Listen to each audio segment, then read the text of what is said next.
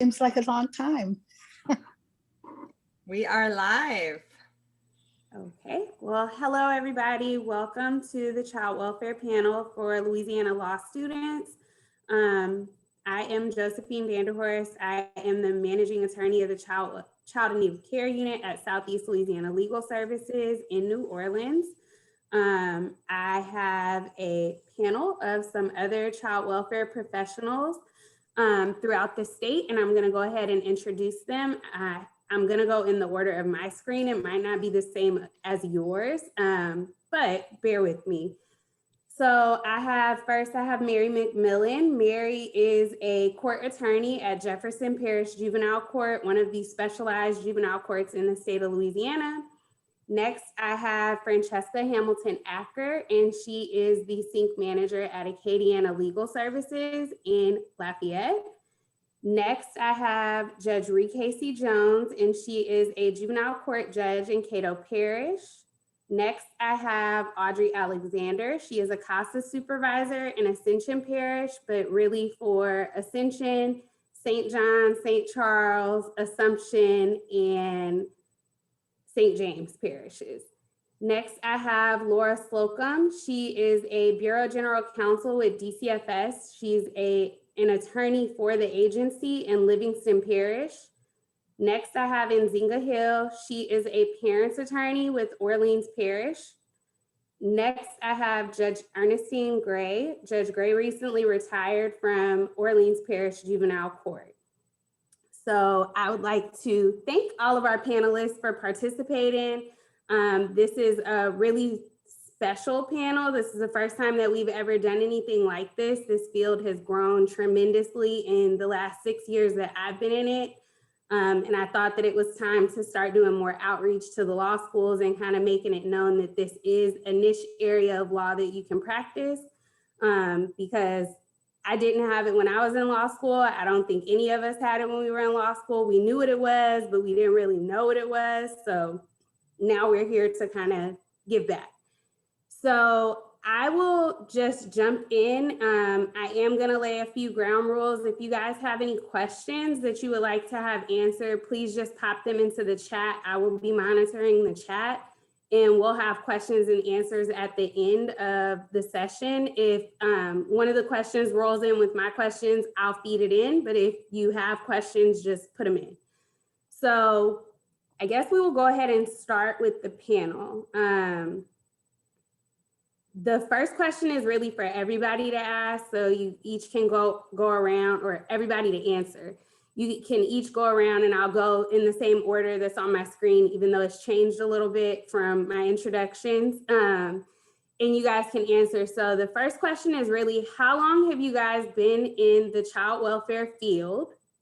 Have you worked in other roles other than the one that I shared with at the beginning of the panel with your introduction? And what motivated you to get involved? So we will start with Franchesca. Okay, and so my interest in doing public interest work has always been intact. And so I learned very early on, in fact, while still in law school, that this would be the focus of my legal career. And so I also always had a natural sort of interest in working on behalf of children, of women, and families as a whole. And so once I graduated from law school, I ended up getting approached by a judge who took special interest in these types of cases, and learned many years later that that judge actually had a model CINC court in the state of Louisiana, which was Judge Porter.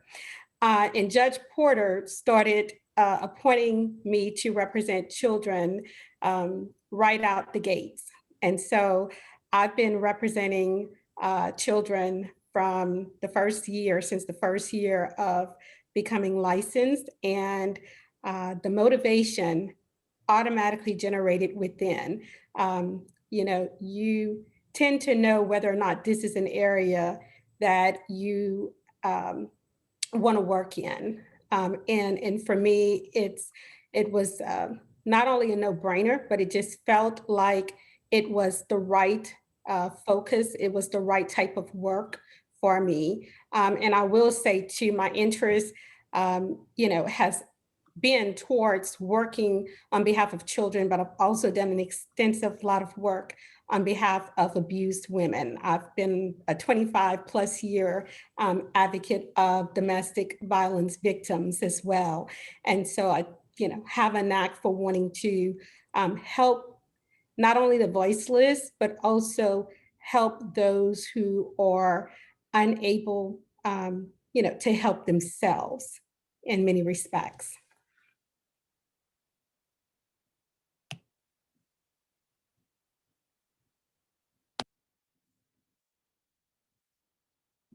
You're on mute, Josephine. Of course I am. I hit the microphone and it did not unmute me. The next person on my screen is Mary. Okay, so I started law school in 2008, and I said to myself and everyone else, I'm not going to do family law and I'm not going to do criminal law. Imagine my surprise when I ended up working at the crux of those two issues. So I actually started working in legal services in the family law unit as an externship, thinking I'd just try it for 3 months. But then that's what I wanted to spend my career doing. And I clerked for a judge, and then there was an opportunity to go back to legal services, but the deal was it would be half child welfare.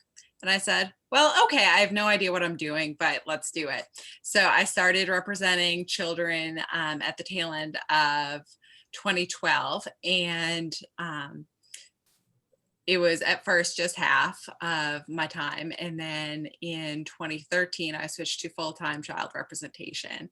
And then about 2 years ago, I was approached by the judge I practice in front of every week. And she said, my clerk is leaving. Do you want to be my new clerk? And I thought that would be a great opportunity to learn some of the other areas of law that juvenile court offers that are not directly representing children in foster care. So that's sort of my strange journey.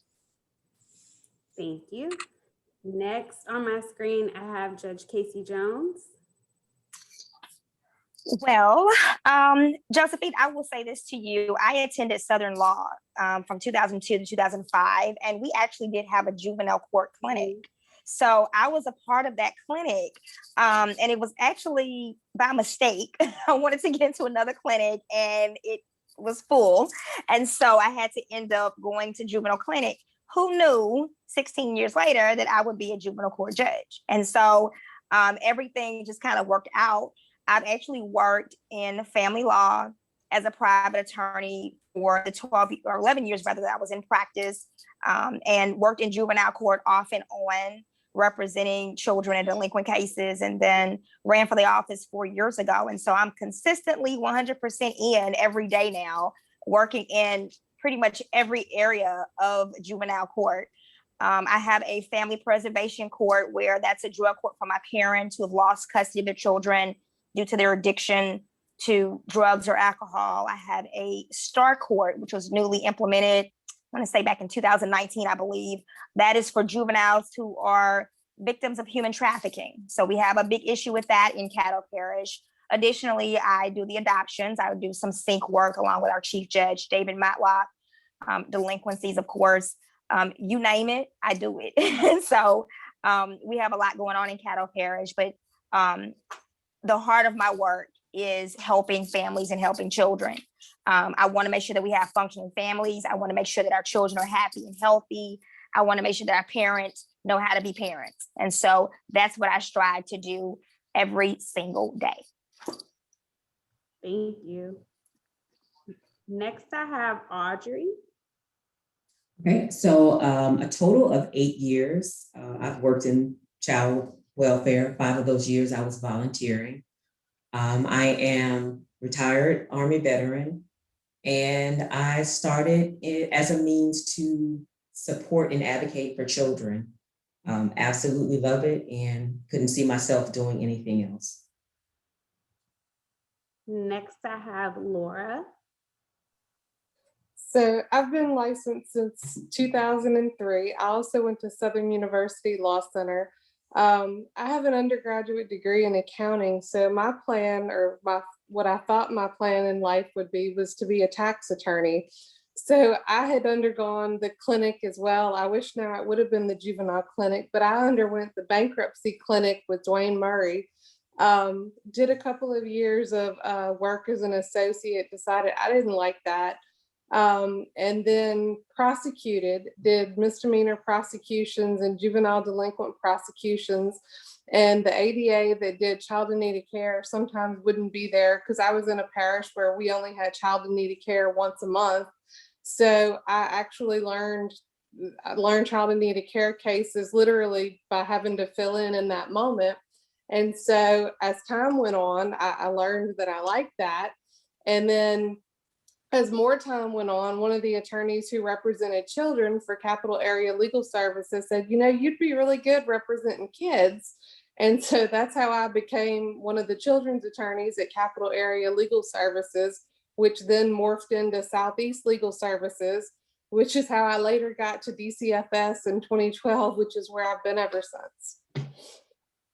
So I tax attorney turned children's attorney, but I wouldn't go back. And once I found children's attorney, I knew that's where I was supposed to be. And this whole process is, you know, once you find it, you know, that's where you're supposed to be. Very, very true. Nzinga, you're next. Good evening. So right now I am as I said, the supervisor of the Orleans Public Defender's Juvenile Division. In that division, we represent some children who are detained and accused of delinquent behavior. And then we also represent parents in foster care cases. And that is what I do. I've been doing that since, I believe, August of 2007. Prior to that, I actually did a lot of work with domestic violence, and at one time was a clinical instructor at the Tulane's DV clinic. So I actually went to law school with the intent of becoming a public interest attorney. And it's where I've been, it's where my focus has been. My intent was to work on behalf of women and children. And of course, in law school, I envisioned that differently, or didn't envision that leading to foster care parents representation. You know, I used to tell people who didn't know anything about what I did, and where I kind of got some information about what happens was really from an old television show called Judging Amy. And then eventually, I think, you know, law students kind of aged out of knowing what, or they were too young to know what Judging Amy is.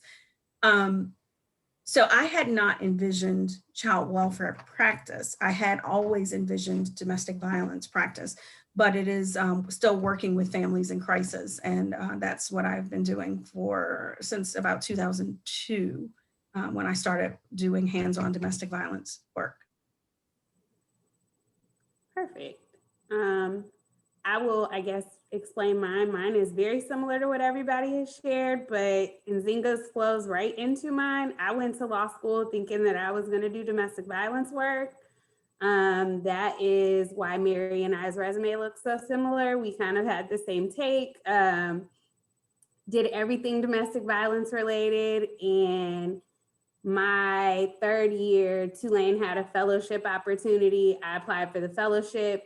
I already knew I had like the domestic violence one, right? Walked into the interview thinking I was domestic violence. No, they like had earmarked me for foster care and child in need of care. And I was like, I knew what it was because I had prepared for my interview, but I was shocked. And so after I got over my shock, I accepted the position, and at the end of my first year, I was offered a job to do domestic violence work, and I basically told my executive director that there would be no way that you could pull me away from this work with the kids. And I think Mary was present in the office when I said that, so that's why she's shaking her head. And ever since, this is where I've been. This is the field that I've fallen in love with, which is why I have decided to do this, and all of us have a very similar story. We all kind of fell in, even if we had a clinic, even if we knew a little bit, once we started the work, we couldn't leave. And so I thought that it was very important with all of the law schools now kind of having some type of program that gears into this field. I thought it was important for us to do some outreach and just kind of explain how we got here, what we do, how we stay in it, right? Because this is a hard field to be in. So I will kind of jump around, and that's actually going to be my next discussion topic. Really, how do you handle the stress that this field brings? Kind of what do you do to decompress? How do you handle a day in the life as in your role? So we will start. Does anybody want to go first? Any volunteers? Okay. So I will start. I'll go a little bit out of order, and Nzinga, I'm going to start with you. Wow. Any day now, I will figure that out. It's an ongoing recommitting to, I guess, to balance, and who can achieve that, especially, in the times that we are in now, when coming out of, I think most people are coming out of working from home. A lot of us are still working from home, and that eliminated a lot of the lines, a lot of the boundaries that were naturally set up, and decompression time and drive time, depending on traffic. So I think, again, it's just recommitting and continuing to find what works. There's always prayer and meditation, which can be done in any span of time and in any place. And then, of course, there's, all of the many different things that you might have as a hobby to set aside time to do that. And of course, there's always spacing out with Netflix or, whatever streaming service downloads your favorite show. I agree. Franchesca, we'll go with you next. Well, a lot of what Nzinga said resonates.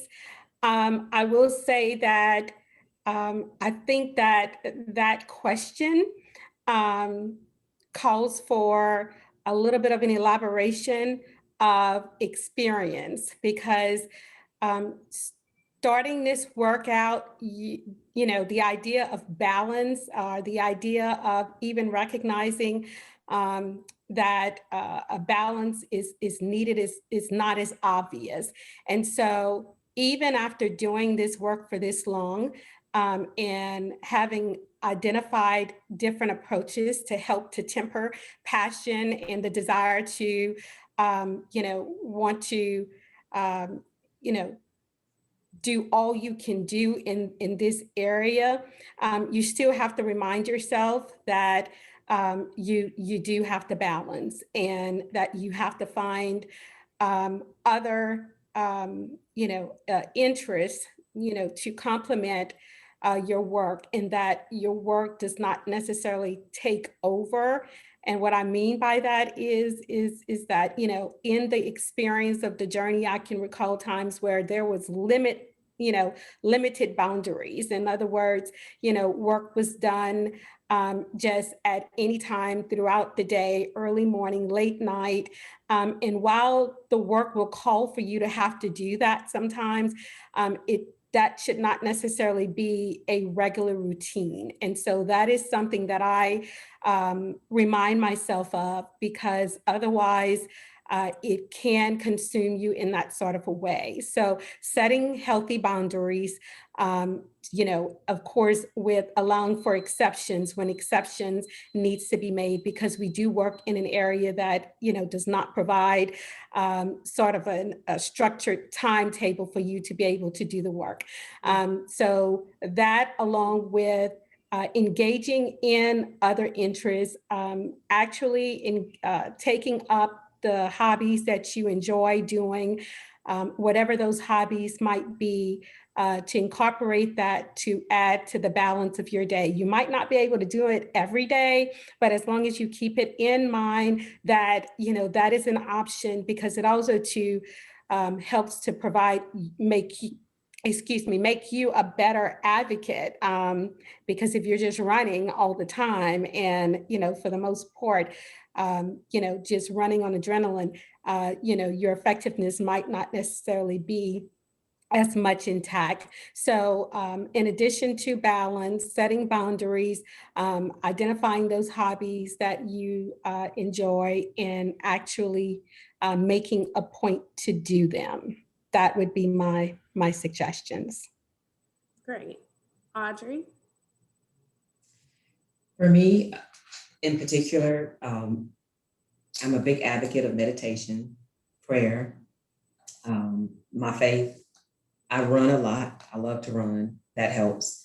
And music. Great. Laura?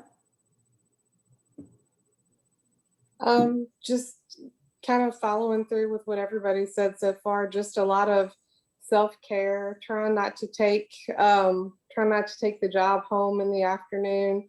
I remember when I represented children, and you Franchesca and Josephine, I'm sure know, it would be group home day and you would travel all day to go visit your kids. This was back in the day before they came to court.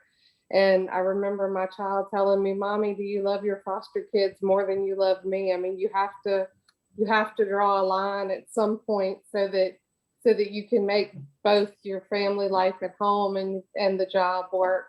So just whatever that takes. I mean, I have like a once a month membership where I go get a massage every month, just so I have that time away to just decompress, just whatever works for you, because you will need it just to get through the ins and outs, of the profession, and to make life balance.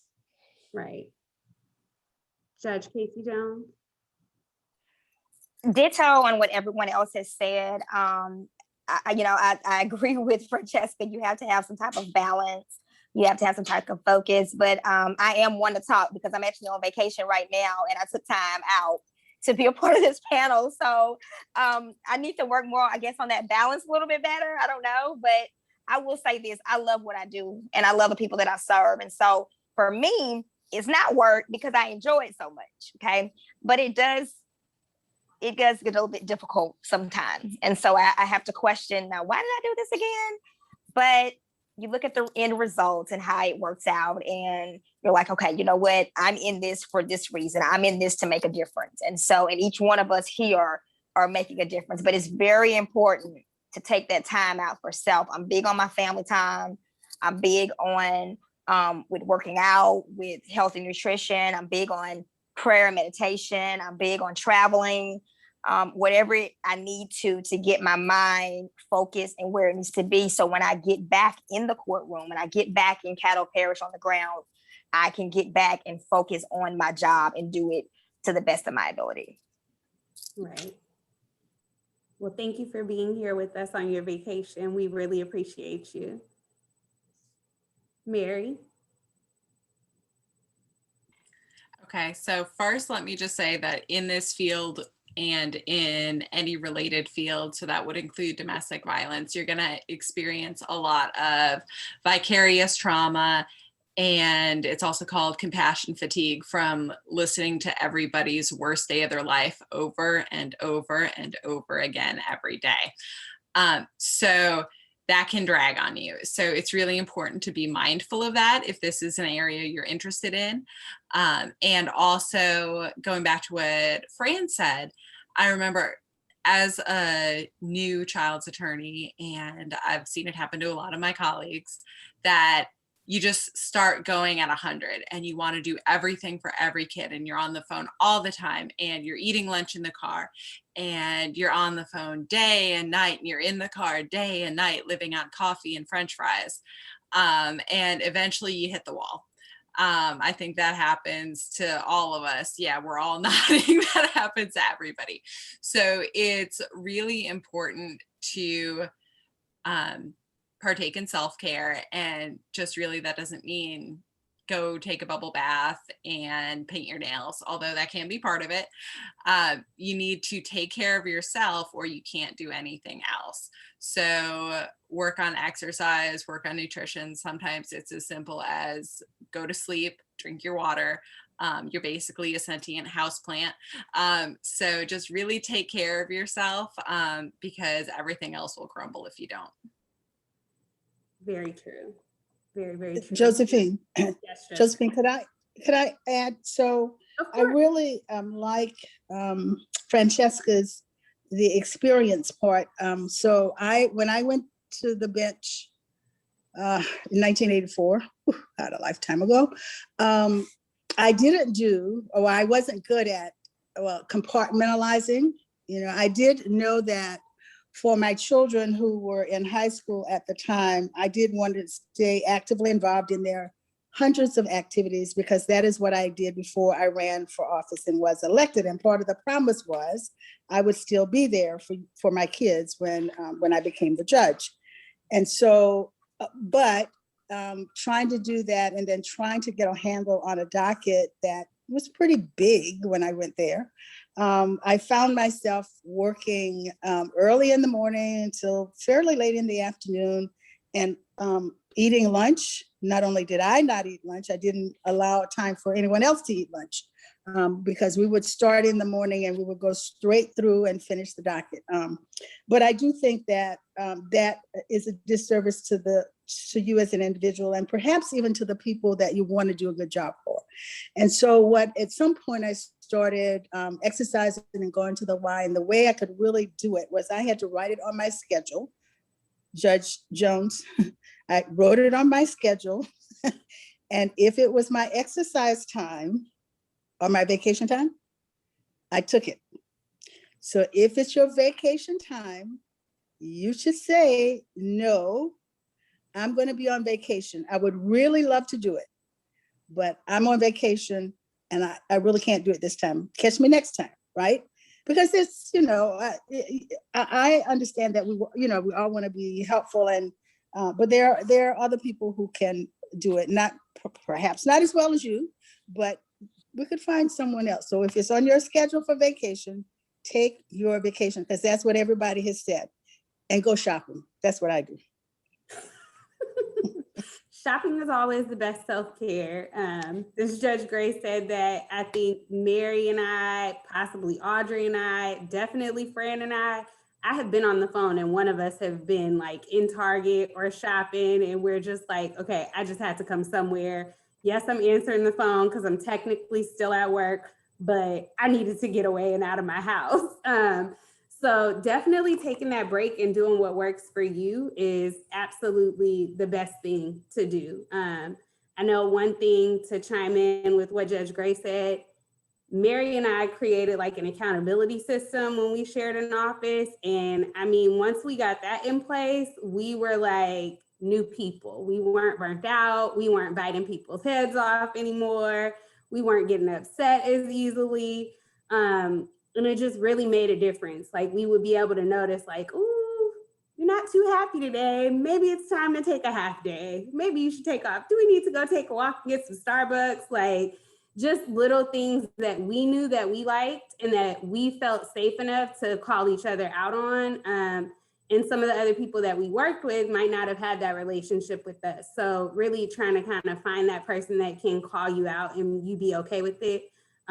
Is a big difference maker. And it's just the same thing as like when you're in law school, right? When you're studying and you're burnt out and you're tired, I'm sure you have that study partner that can be like, friend, it's time to go to sleep. It's time to go home. It's time for a shower. It's time to leave the library or actually leave the law school, go do something else. So it's the same thing, but at work. So those behaviors don't go away. If you guys thought that they were going to go away after law school, they don't. So next we can talk about, I guess, some of the things that we have found since graduating and being in this field, some of the skills that we found useful and some of the classes that we found useful that we took while we were in law school or coming into the field, classes that we didn't take, that we wish we would have, or areas that we wish we would have taken a little bit more seriously, knowing that we were coming into this field. I will throw myself completely out there. I wish that I loved con law when I was in law school, because we need it so much in this field. We have a children's code, so we have our own handy dandy book that pretty much guides what we do. Everything that we do is in this book, but constitutional law comes into play in all of our cases. And that's the one subject that I did take. And I took multiple classes in constitutional law. And they just were not my jam. So that would be the one, if I could go back, I would go back, and I don't care what it took, they would be my friend. So I will start with Mary. Okay, so ditto on constitutional law. Unfortunately, luck of the draw, as a 1L, I got a professor that did not make it at all exciting for me, and I just sort of let it lie there.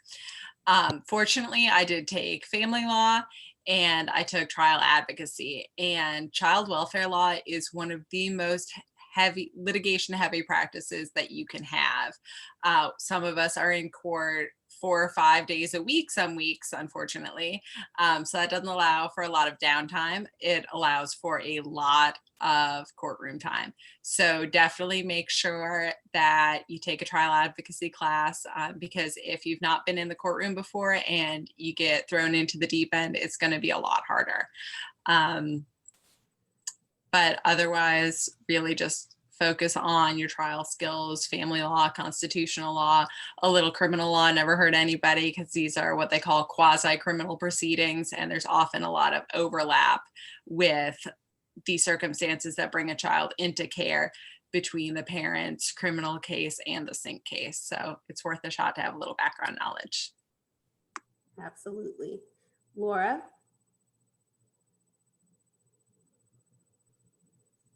When I was in law school, I totally agree on the con law. We had a class at Southern called Advanced Constitutional Law, and it was basically prepping you for the bar exam. It was fabulous, because it basically took con law 1 and con law 2, because I'm with you, Josephine, it was not my jam, but advanced con law like totally made con law understandable. So totally recommend that. I was able to take juvenile law at Southern. I believe Judge Armstrong had come in and taught that class before I graduated. Loved that class. I'm not sure if they still offer a juvenile law class anymore, but definitely take juvenile clinic under Jackie Nash. She's fabulous. You'll definitely use civil procedure a lot. It kind of ties in with time delays as it relates to juvenile, as well as how the criminal law side can piggyback off of what happens with regard to why the kids have come in care. But those are the main ones that I've seen. You might also have some appellate work that you have to do. So Code of Civil Procedure will also, tie into those things. Thank you. Judge Casey-Jones?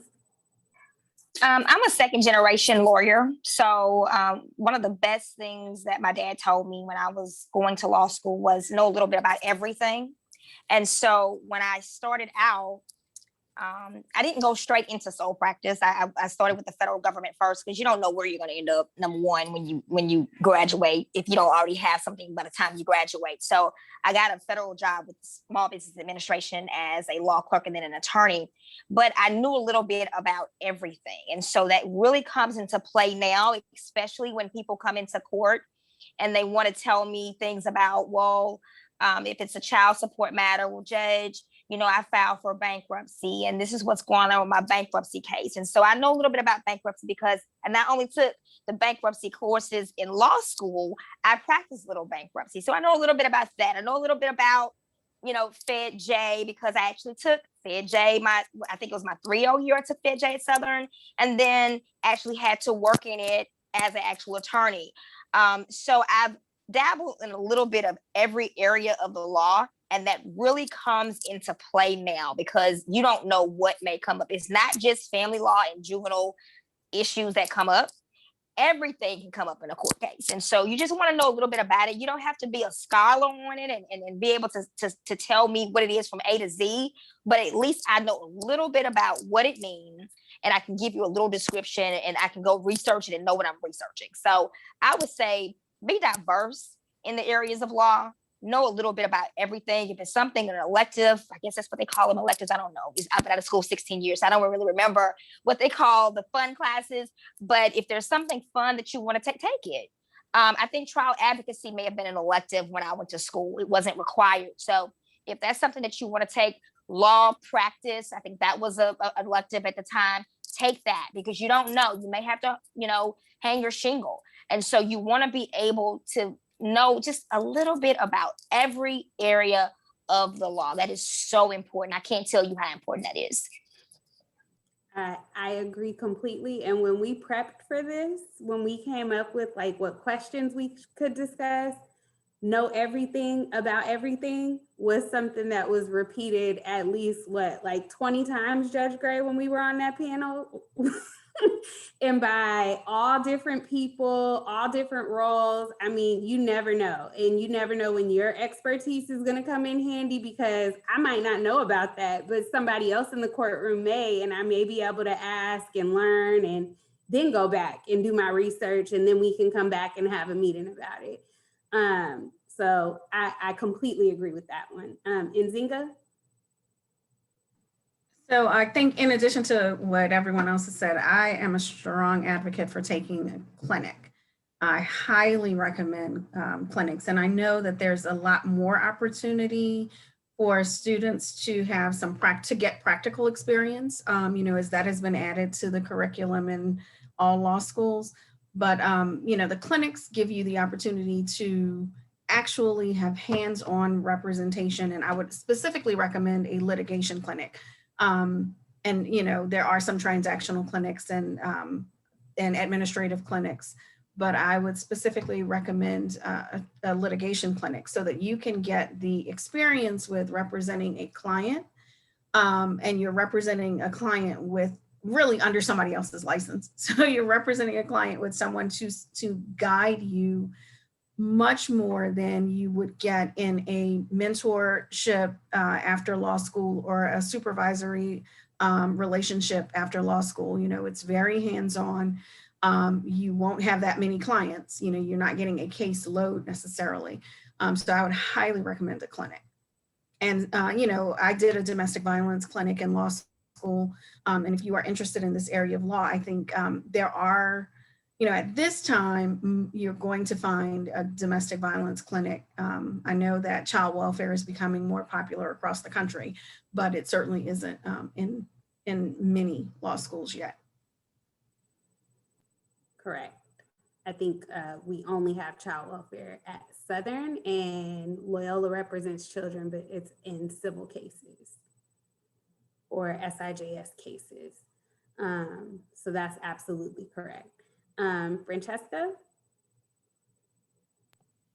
Well, one of the benefits of going close to last and answering is that all of the great answers have already been said. So I concur all across the board with everything that has already been said. If I had to reiterate, I would probably say that that clinic is so very important. And while I did clinic while I was in law school, unfortunately, we did not have the juvenile law clinic at the time. And so my experience was in an area that I did not necessarily, take to, but it was great experience nonetheless. And just that practical experience, I think, serves to be very valuable. But I'll also say too, I did take the juvenile course with Judge Armstrong when I was in law school, and that was very helpful for a really great sort of introduction and overview of juvenile law. I think that with regards to this area of work, really many of the courses that you take in law school has some application in some respects, just because although the focus is very narrow and specific, it encompasses so many different areas. And so criminal law, family law, if immigration is offered, that's the one thing that I think that, with is a fabric of these cases. The focus is on abuse and neglect, but there's so many, other issues that are present in these cases, education as it relates to the children. And so, I think that the experience can be very, valuable all across the board for many of the core courses that are offered in law school. But if I had to say, specifically, I would say juvenile law, and I would definitely say clinic would be great courses to make sure that is on the list of courses to take. I would agree. The only class that I didn't hear while everybody was going through, I was kind of keeping a list, was I think it might be called lawyering at some schools, so that was mentioned, but I know for me at Tulane, it was called legal research and writing. There would be no way that I could do this. It is required, but anything that you can take that adds to that and helps you learn how to really research and hone those skills, it's necessary. I think everybody has kind of hinted at how many cases we have and how much we think we can do everything. The better you know how to research, the less time you spend on one issue. So the more time you have for the rest of your cases. And the better that you know how to communicate with your coworkers and ask questions. Honing your communication skills when you are in law school is so important, because you can make time for it, but you don't have time to recreate the wheel. So it's so much easier to kind of reach out to your colleagues and ask, hey, have you dealt with this issue before? And kind of get feedback. And even if it's not your direct colleagues, if it's your parents' attorney or if it's your DCFS attorney, if your judges are accessible, sometimes you can ask one of the judges that like very vaguely, have you ever dealt with anything like this before? Some of the issues are that difficult that we do have to, tap some of our other relationships and ask. Those are things that really, really make a difference in this field, and really like building your network and building your community is what I would add. So if Judge Gray, do you have anything to add on that one? Any courses that you think would be great to take? I do not. I would say though, I wish there were more courses in law schools on in this subject area. There are not many courses, and so I would hope that at some point law schools would look at adding more child welfare, juvenile justice classes, because it is a growing field and it impacts a lot of our citizens. So that's one of the things we talk about on the national level, how to get law schools to have more courses. I agree completely with that, 100%. And I would be open to having the conversation if people are interested in bringing these courses to law schools and kind of talking about who would be great people to tap to teach these courses at the respective law schools in Louisiana. I think that would be a great step from this panel to actually be able to have that. So one of the other questions that we have that I think is important to discuss is really about the different people that we work with and just this role in general. It's not really explained completely. So as a child attorney or as an attorney in child welfare, period, you deal with so many other people. You're not only dealing with lawyers, you deal with a lot of them, right? Like there are about 4 to 5 attorneys in the courtroom. So you're always going to be kept on your toes. There's court attorney, a parent attorney, sometimes 2 parents attorneys, a district attorney, a DCFS attorney, the judge, sometimes another child's attorney. So the attorneys are going to keep you on your toes, but I love how we have other people that we work with who have expertise in their areas and in their fields, and how we kind of have to lean on them and refer to them for what their expertise is. And then in a way, once you've been doing this so long as an attorney, you learn some of that field and you learn like their basics. So you're very familiar with it. So I will run through kind of who we work with. And if I miss anybody, you guys can chime in and add in, and this can be kind of more conversational, but on a day-to-day, we work with social workers, we're working with police officers, we work with mental health professionals, we work with substance abuse professionals, we work with healthcare professionals, educators, we work with doctors. I mean, the list goes on of who we encounter on a daily basis. Those are the main ones that we came up with when we were preparing for this, just to kind of give you all an idea that a day in this role, it never looks the same. It's always different. You're always talking to different people. You're always growing your network. You're always able to learn something new. And I think that that's something that I didn't hear about what keeps us in this work, right? Like, it is different. It does keep us fresh. It keeps us on our toes. And so I think that that's one of the things that kind of draws people in. And then once we're here, we're like, oh, I'm stuck. It's like I have a different job every day, right? So why not? So did I miss anybody? Does anybody have anybody to add? Yes, Mary? Foster parents, Absolutely. CASAs, and kin and fictive kin. And fictive kin is a phrase you might not have heard before. It's basically like friends of the family, people who are important to the family and the child, because sometimes they actually give you a lot more than DCFS will on a case. Absolutely. Well, importantly, we miss parents. How did we miss them? That was not, no, I think I put what types of professionals do we work What? with? Well, okay, But a so parent is a professional. there are some who would say they are the lived experience. They have more, they know more about this field than any one of us in this frame because they have lived it. And if you're going for me, if you're going to put foster parents, you have to put parents, because I don't consider them the same professional as you're talking about lawyers, doctors.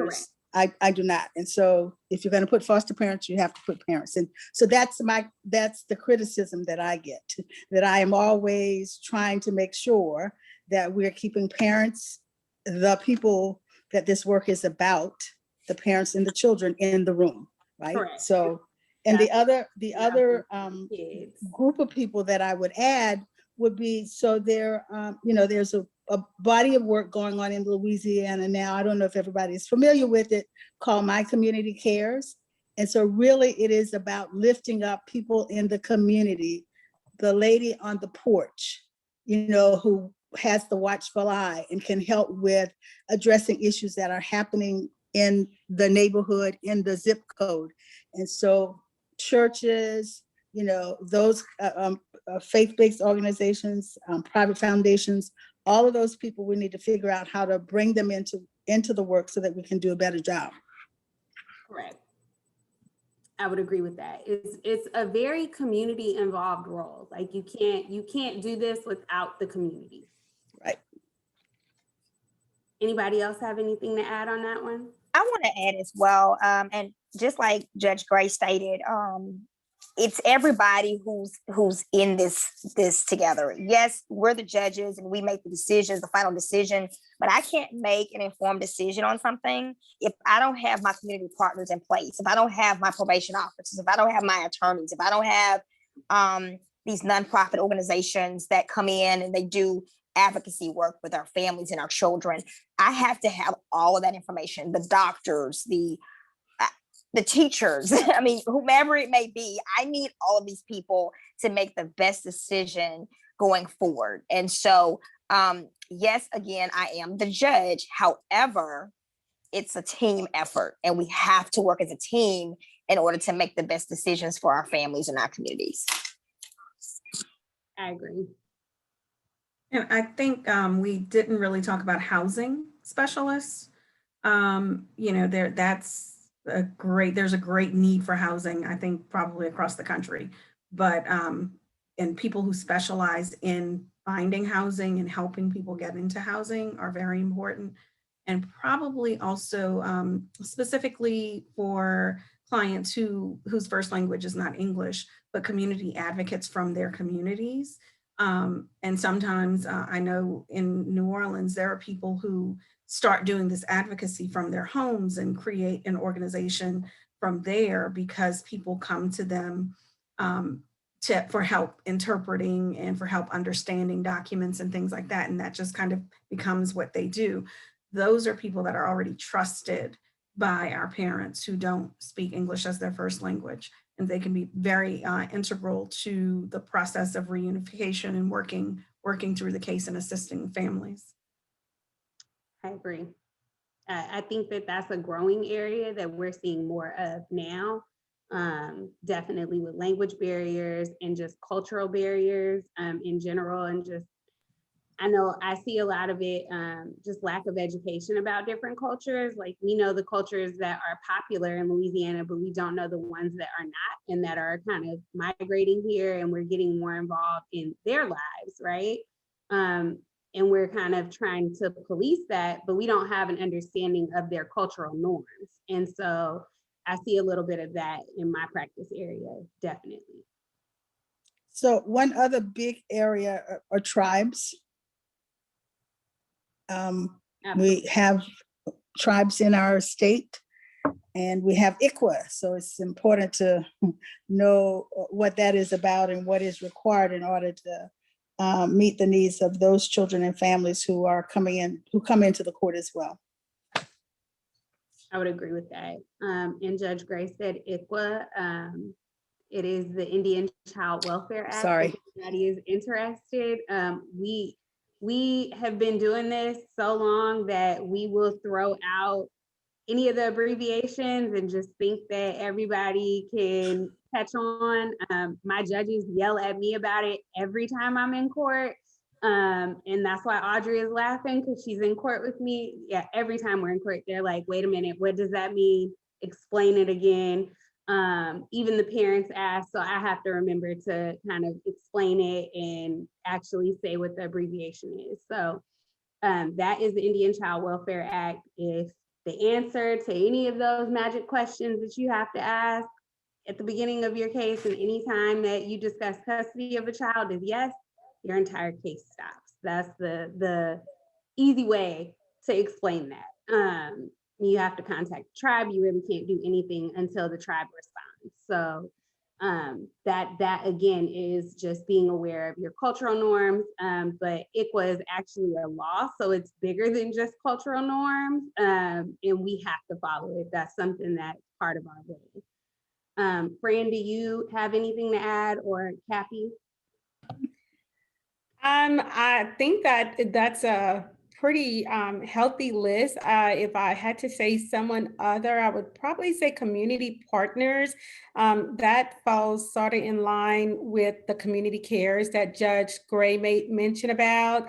But you know, in follow up to what Judge Jones said, in pretty much the workings of these cases, it's so instrumental to have as many resources that basically are applicable and that can be exhausted within these cases. And so I would definitely focus in on community partners and the importance of what they bring to the table, because many a times, even with all of the stakeholders that we somewhat sort of identified, and that's the people that are in the courts, basically involved primarily within these cases, there is still a need,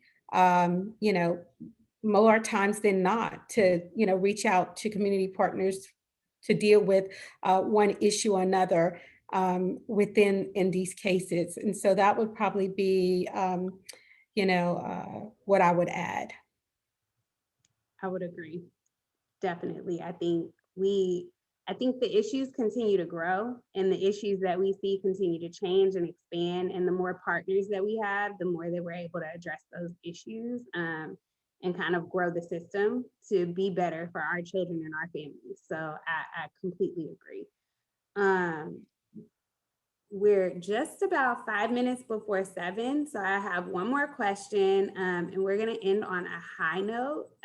So the question that I would like to ask everybody on the panel is, what is the most challenging part of working in this field? Or what do you find to be the most rewarding?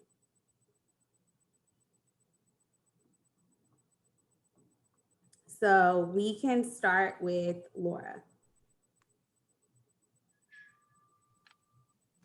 I guess the most rewarding first is knowing that you make a difference in these children's lives every day. And I feel like being in the role of DCFS attorney, my job is to ensure that we are meeting the best interests of the children.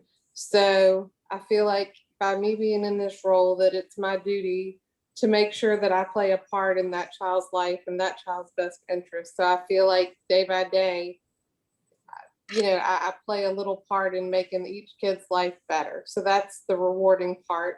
I guess the challenging part of that on the flip side is wondering day by day as life goes on and after these cases close, on the days where whether the children were freed for adoption and they got adopted, or the cases where the parents worked their case plan and they got the children back, whether years down the line, if those decisions were always, or not always, but whether they were the correct decisions. And you never know the answers to that, but sometimes you wonder. Absolutely. Audrey?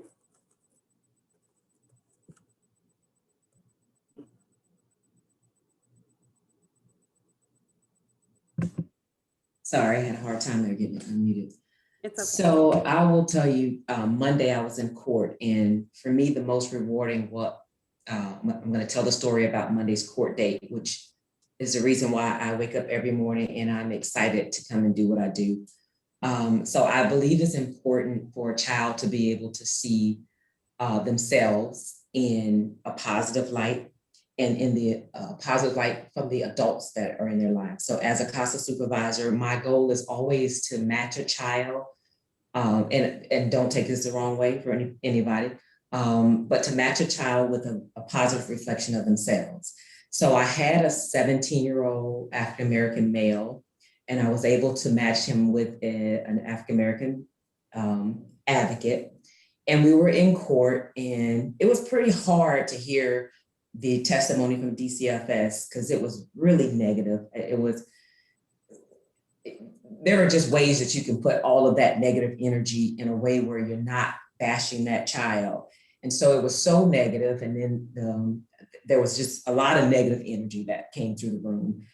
And this CASA was just recently assigned to the case. And as things went on, the child, when he responded to the judge, he was angry. And he just kind of flailed and complained and said, nobody's helping me. All y'all doing is giving me a hard time. And it was hard to watch that child, but y'all, when I tell you, my heart just melted because this 6 foot, whatever tall African-American advocate went on the side of that child and took his hand and reached over and touched him on the shoulder in support and addressed the court and told the court, you know, I've just been assigned to the child, and we met. I've never seen this, the mannerism that he's displaying in court. I'm going to work with him. And all the negative that was put in front of that child that caused him to react the way he did, because he's frustrated, to have that advocate come in and embrace him and support him, and that child receive that, like, I would do it over 1,000 times, because that's why we get to do what we do. You guys handle the legal things. We have that direct contact with the children and trying to really build that relationship where the children feel comfortable enough to trust an advocate. That's why I do it. That's the most rewarding, is when we have those perfect mesh that come together like that. And I think the hardest thing is every day is not a good day in court, and just when you can't make the impact that you want to make and you can't control that, and you just, that loss that you have to accept, that's when those coping skills kind of have to kick in, because some days are hard days and we can't win them all, even though I would love to. It's just hard when you don't win them all, so to speak. Thank you, Audrey. And I've heard all about that case from my attorney. So it was definitely a win. I was glad that the CASA was there and was able to help. Franchesca? So I'm going to answer from a sort of personal perspective. I'm going to start off with the challenge. And the challenge is checking myself on a regular basis. You know, these cases are very challenging, and from a perspective of management, as well as perspective of case handler, it can be very hard when you're not in a position to make happen what you want to see happen. You can be an influence to help to move it forward, but you're not the ultimate decider. You know, all things considered, when, as what Audrey said, things, you know, go awry, don't necessarily go, you know, the way that you're envisioning it. Checking myself is, you know, probably a really big challenge, just because I tend to have, you know, very high standards and very lofty goals, especially as it relates to dealing and working with the families that we work with, which kind of segue me into the rewards, and it interrelates with one another. You know, for my belief, from you know, from my faith, which I carry with me at all times, the rewarding part of it for me is to be used. I understand that, you know, in being used, that it might not necessarily be an outcome as how my human eyes and mind has processed it, but it's so wonderful to see those battles won, you know, in the course of the war, that, you know, helps to make things better. And, you know, so this is, although a job and a profession, you know, I think you all would agree that there's some element of it having to be a calling as well, just because of the nature of the work, what it calls for us to do and how to do it. And so that is a big reward for me to be used. I would absolutely agree with the calling. And I think everybody that's on saw the entire panel shaking their head. This is, it's absolutely a calling. I agree, Fran. Thank you for sharing. Mary? Okay, so for me, the biggest challenge in child welfare is that I can't fix everything.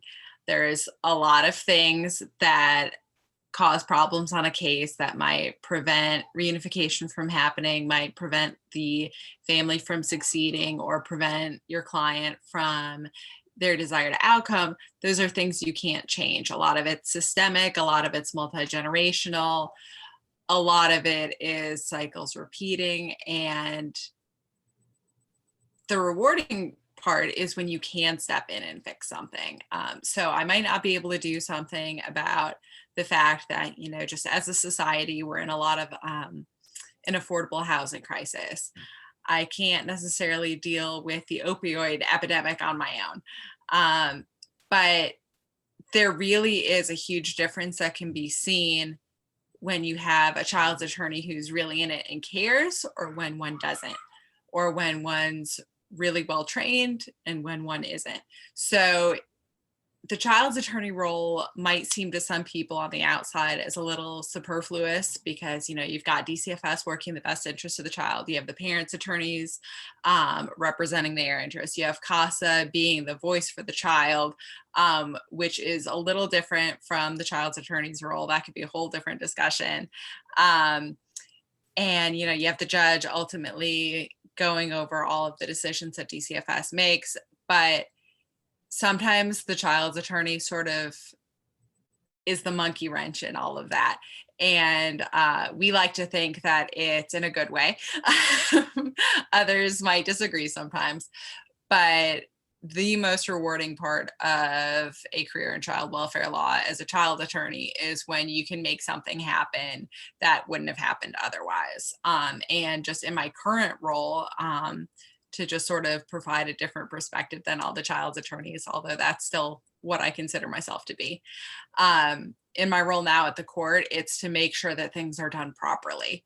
And not everyone probably loves the lectures I give on the children's code to all of my colleagues, but there's something to be said about making sure things are done the right way so that hopefully it all contributes to things working out in the end for the family.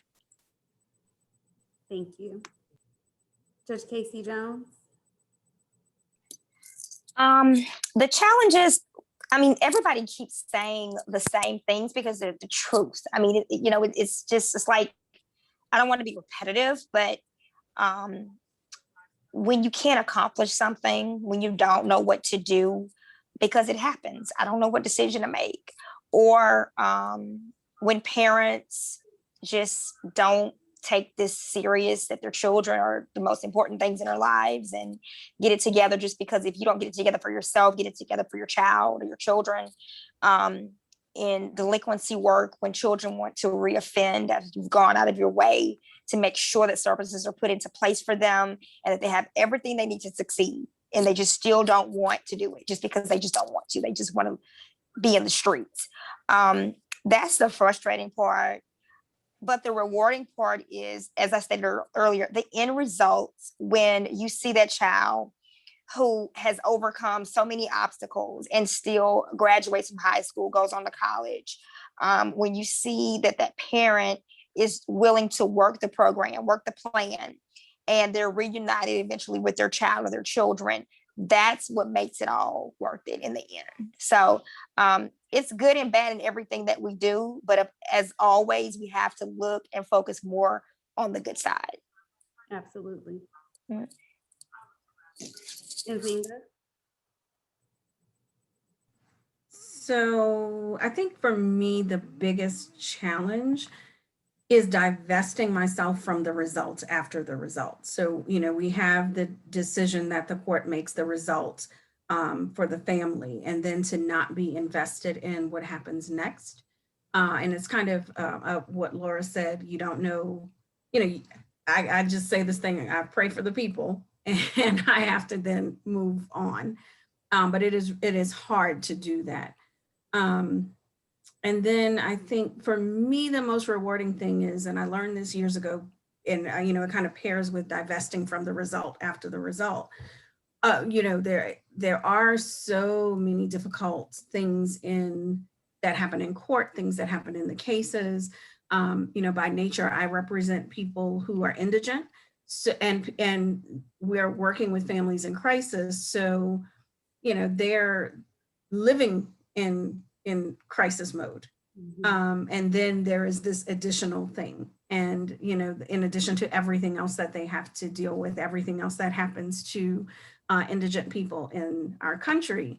And I think, so the reward for me is knowing that I can treat somebody with dignity. Like if there's nothing else I can do for them, I can treat them with dignity. And there are many days, you know, of course, now we're in the pandemic, but certainly before that, there are many days when I would get home and the only thing I would know is, well, you know, at least I treated people with dignity today.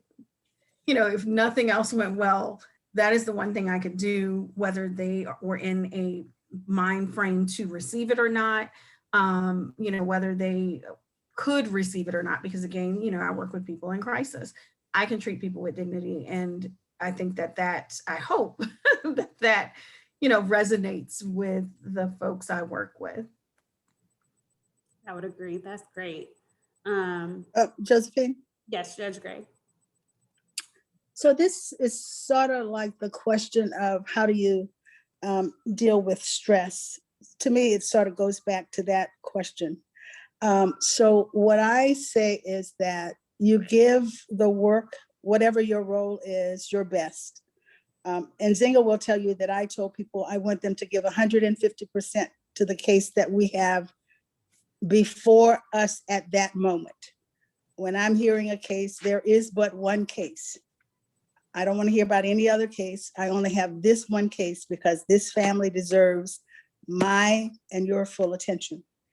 And then I require people, to give their best, to bring me all that they have, and with an understanding that giving me all that they have doesn't mean that I'm going to rule the way they want me to rule. Give me all your best, give me the gumbo, and then I figure out give me the ingredients, and then I figure out how to make the gumbo. And then I'm prepared to accept your reaction to that, and I don't take it personally. So if I rule and you think I ruled against you, what I require is that you still are professional, but you can express your dissatisfaction with my ruling up to and including, which I would encourage, taking an appeal. If you believe you have a recourse, take an appeal. What I don't like is to be disrespected in my role as the judge, right? And I will tell you that Judge Jones will probably say this too.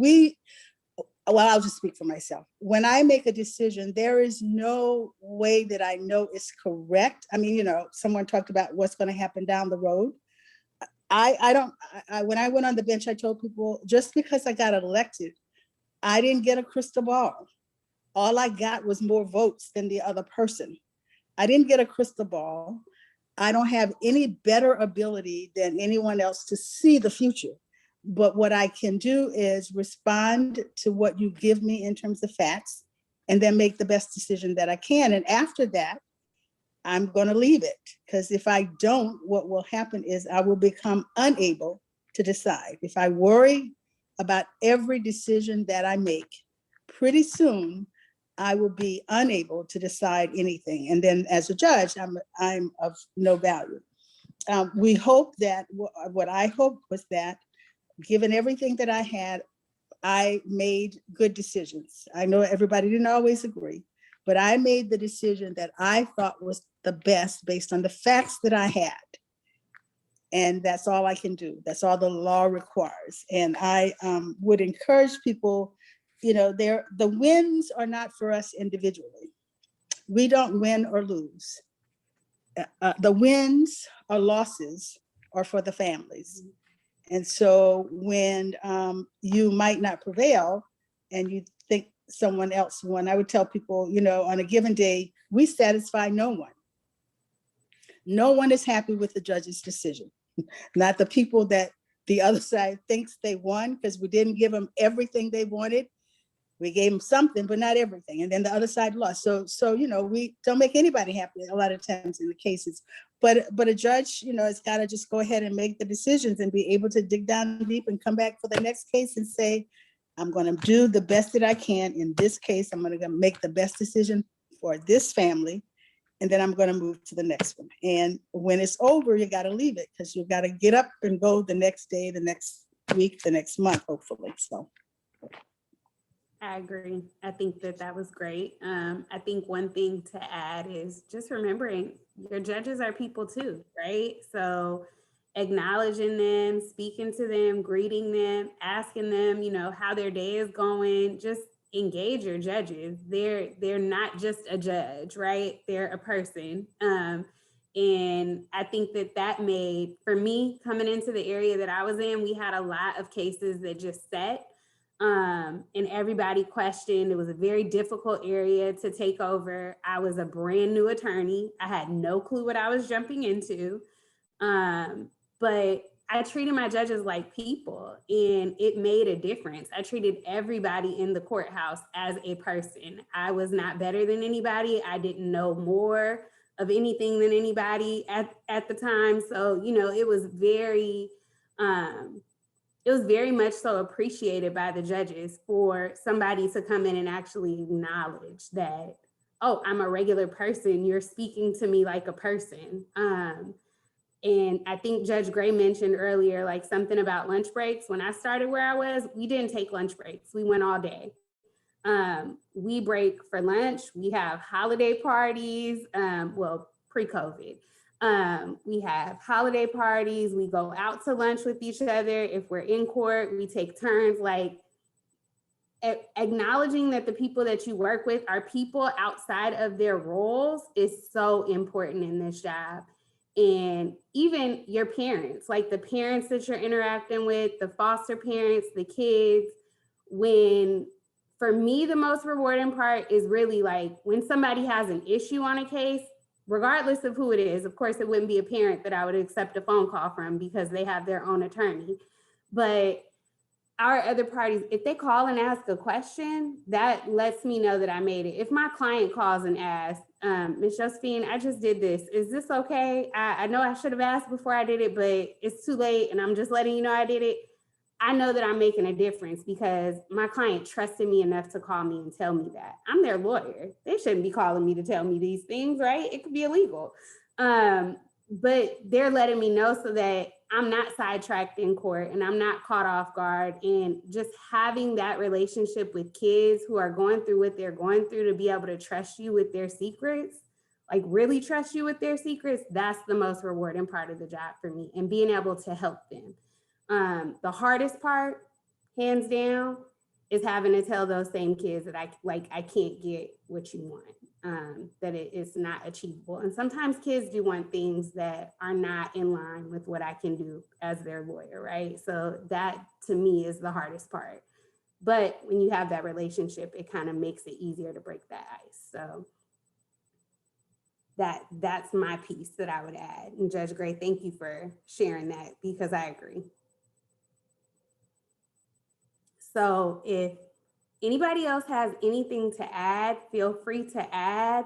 If any of the panelists have any questions, you guys can ask them. If any of the attendees have any questions, please put them in the chat box and I will have the panelists answer. I'll leave about 3 minutes for questions to go in the chat. And if we don't have any, I will conclude our presentation.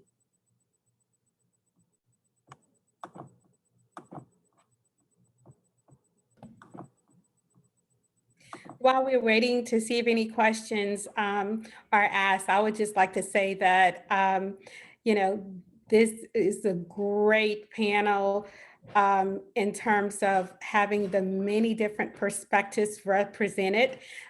Kudos to you, Josephine, and thank you to Prudence and Nyasha, and of course, Judge Gray for just being here and providing, you know, input and guidance. I think that, you know, any, you know, presentation that provides for there to be representation from all perspectives is really valuable, gives a really complete sort of input. And I do hope that the information that was shared on today was valuable, and that it's received. There's plenty of room for more partners and people to work in this area of the law. Yes, I agree. Thank you, Fran. I would not have been able to do any of this without all of you all that I asked to sit on this panel. I asked you guys to be here for a reason. I think that you all do great work. And I think that it was imperative for us to have a panel of people who I know are champions within this field. So that's why you all were selected. I think that there are a lot of people within the state that do great work, but I've pretty much worked with almost everybody on this call and I have a personal relationship with them. So I thought that I knew that their take and their story would be something that would be beneficial to this conversation.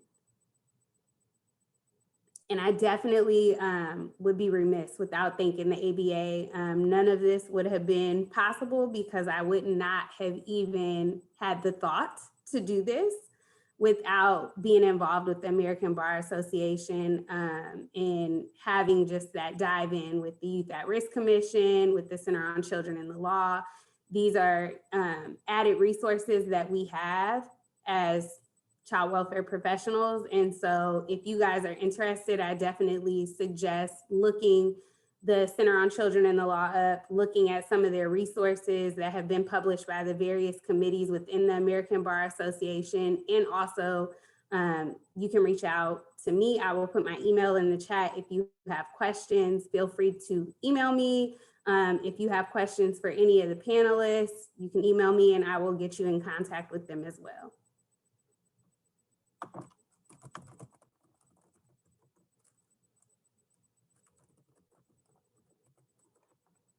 Trying to make sure I spell my long last name correct because I can't see the chat box. You know, I double checked you. You're fine. Yeah. Thank you, Prudence, for putting the link to the Center on Children in Law in the group for public interest. I appreciate that. So I don't have any questions that I can see. So we can go ahead and adjourn our panel. If you guys have any questions, please email me, please reach out. I may not respond the same day that you email me, but I will respond by the next day. So don't think that I'm ignoring you. Our email boxes are swamped with different emails for different cases. So if you reach out, I will absolutely respond. I will get your question to the right person if it's not for me. And I will do an e-intro. So I hope that everybody has a great evening and a great weekend. And I just want to thank you guys all again for participating and being here and sharing your answers. I know all of this is very personal to all of us. So thank you for being open and sharing. And thank you for coming tonight. So thank you for Josephine for putting this together. As you know, for the ABA, this is our first, although there are two tonight.